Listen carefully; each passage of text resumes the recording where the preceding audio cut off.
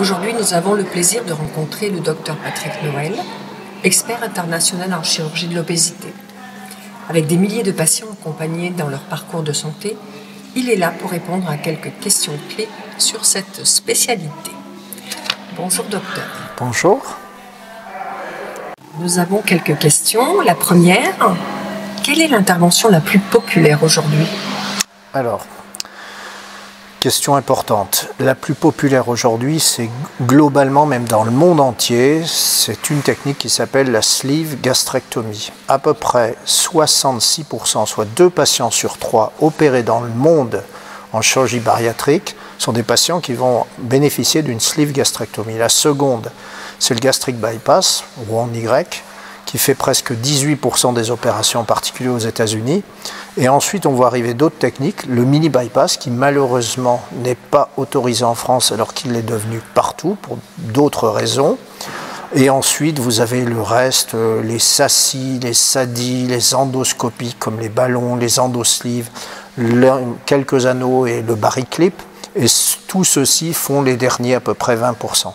Donc la sleeve, définitivement, c'est la première chirurgie pratiquée au monde et en France. Et est-ce le patient qui choisit la technique opératoire? Alors ça, c'est très important comme question. Pour moi, le patient va participer au choix de la technique. Alors je vois des patients qui viennent en me disant « je veux ça ». Je veux par exemple un bypass. Alors j'aime toujours comprendre pourquoi. Et malheureusement, c'est des réponses que je conçois, c'est très souvent parce que j'ai une amie, parce que j'ai une copine, une collègue de travail qui a choisi ça et ça s'est bien passé. Ou alors, je ne veux surtout pas cette chirurgie parce qu'ils ont entendu parler d'une complication sur les réseaux sociaux ou autres. Donc c'est bien d'être informé, le patient doit participer au choix, mais au final, on doit lui expliquer, essayer d'être le plus honnête possible, quelle sera la meilleure opération pour lui-même.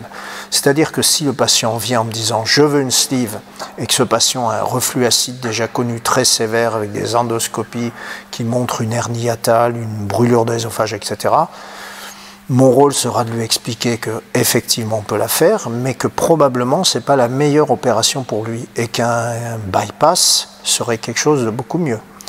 Donc le patient doit être informé de tout, il doit faire le choix avec nous et on doit l'accompagner dans ce choix. Si je suis convaincu, par contre, c'est rare.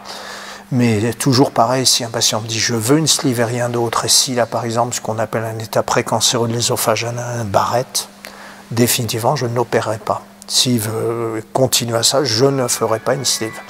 Par contre, pour 99% des patients, dans l'absolu, l'une ou l'autre peuvent se concevoir. Donc le patient doit être informé, on doit l'écouter, mais au final, la décision doit lui revenir. Moi, je ne ferai pas un bypass à quelqu'un qui ne veut pas de bypass. De la même façon, j'enlèverai pas d'estomac à quelqu'un qui refuse une sleeve. C'est tout simplement pas possible. Donc si vraiment il y avait une contre-indication rarissime pour l'un ou pour l'autre et que le patient continue dans son raisonnement malgré mes explications, je préférerais ne pas l'opérer. Quelle est l'intervention la moins risquée? Alors si on regarde en termes de risques, il y a les risques post-opératoires immédiats et ceux qui sont à distance. Alors si on regarde, on est purement factuel.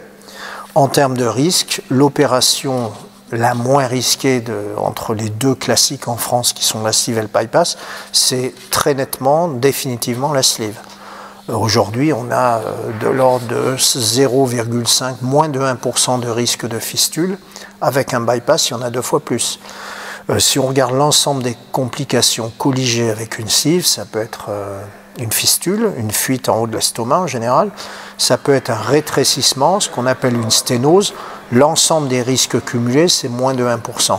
L'ensemble des risques cumulés avec un bypass, fistule, sténose, rétrécissement, et comme il y a 2 zones de couture, deux anastomoses on dit sur le bypass, une en haut entre l'estomac et le petit intestin, et une en bas entre les 2 morceaux de petit intestin, il y a 2 fois plus de risques, globalement, avec un bypass, risque immédiat.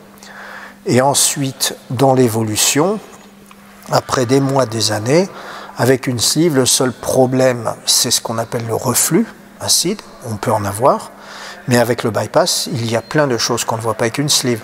On peut avoir des hernies internes dans le ventre qui peuvent entraîner des occlusions intestinales, on peut avoir des ulcères qui sont appelés marginaux sur la jonction entre estomac et petit intestin, plus encore d'autres risques qui sont supérieurs comme le dumping syndrome, même si on en a décrit quelques-uns avec la sleeve, ça n'a aucune commune mesure avec les risques des bypass. Donc à court terme, plus de risques opératoires avec le bypass, à long terme, beaucoup plus de risques avec le bypass, de complications, mis à part le reflux qui par contre est fréquent avec la sleeve.